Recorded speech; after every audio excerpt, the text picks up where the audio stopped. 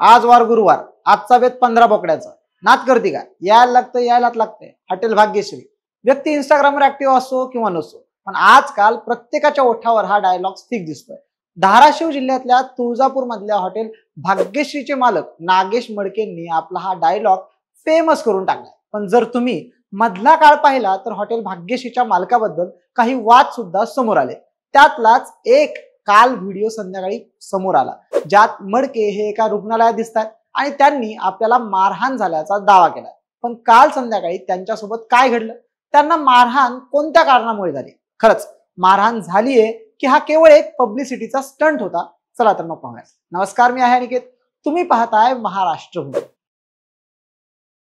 सर्वात अगोदर काल संध्याकाळी नागेश मडके यांच्यासोबत काय घडलं हे जाणून घेऊयात.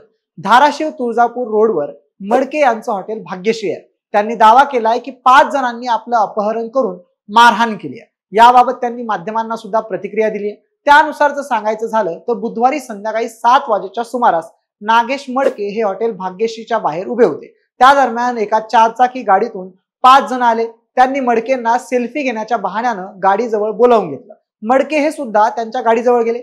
त्यावेळी संबंधित अपहरणकर्ते हे गाडीतच बसलेले होते. मडके हे सेल्फी देण्यासाठी गाडीच्या काचेजवळ गेले असता अपहरणकर्त्यांनी त्यांना आतमध्ये ओढलं आणि गाडी 140च्या स्पीडनं पळवण्यास सुरुवात केली. तसंच गाडीत असताना अपहरणकर्त्यांनी त्यांना मारहाण सुद्धा केली. त्यानंतर अपहरणकर्त्यांनी मडकेंना वडगाव येथील पुलावर फेकून दिलं आणि ते गाडी घेऊन पसार झाले. पुढे त्यांनी कसंबसं आपल्या कुटुंबियांना आणि मित्रांना फोन करून घटनेची माहिती दिली. तेव्हा त्यांनी वडगावच्या पुलावर जाऊन जखमी अवस्थेत असलेल्या नागेश मडकेला तात्काळ तुळजापूरच्या खासगी रुग्णालयात भरती केलं.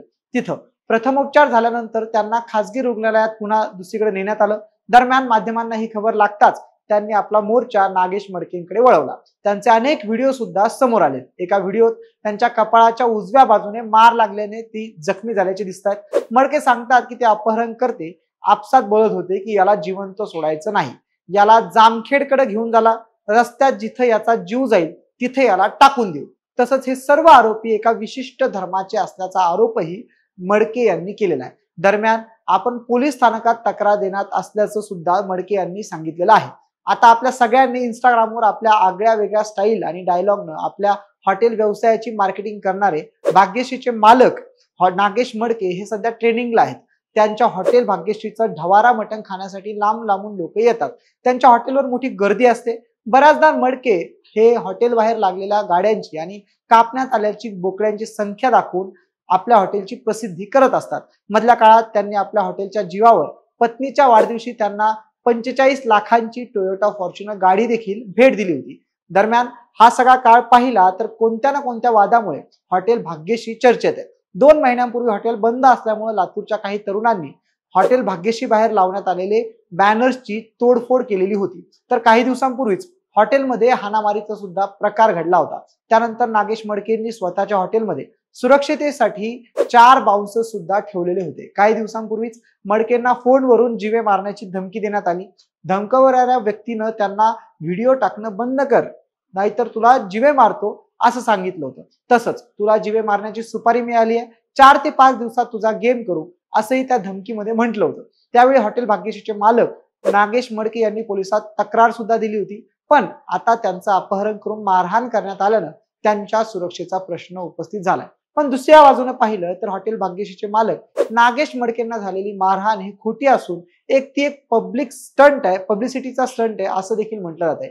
आईच्या गावात आणि बाराच्या भावात या फेसबुक पेजनं या संदर्भात एक पोस्ट करत मारहाणीवर प्रश्न उपस्थित केला. त्यांनी लिहिलंय की हॉटेल भाग्यश्रीचा मालक ग्राहकांना सेल्फी देत असताना त्याला गाडीत खेचलं, त्याला 140च्या स्पीडनं घेऊन गेले आणि जीवे मारण्याचा प्रयत्न केला.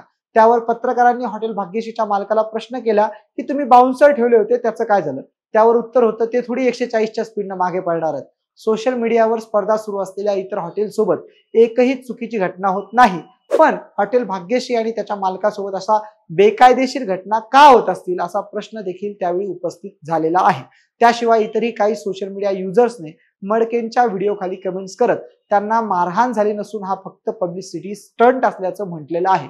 शिवाय नागेश मडकेंवर जर खरंच हल्ला झालाय आणि हा हल्ला जीव घेण्याच्या उद्देशाने होता तर त्यांना फक्त मुक्का मारच कसा लागला असा प्रश्न देखील उपस्थित करण्यात आलाय. तर आता यावर तुम्हाला काय वाटतं खरंच हॉटेल भाग्यश्रीचे मालक नागेश मडकेंना झालेली मारहाण हा केवळ एक पब्लिसिटी स्टंट आहे का? तुमच्या प्रतिक्रिया कमेंट्सच्या माध्यमातून आम्हाला नक्की कळवा. धन्यवाद.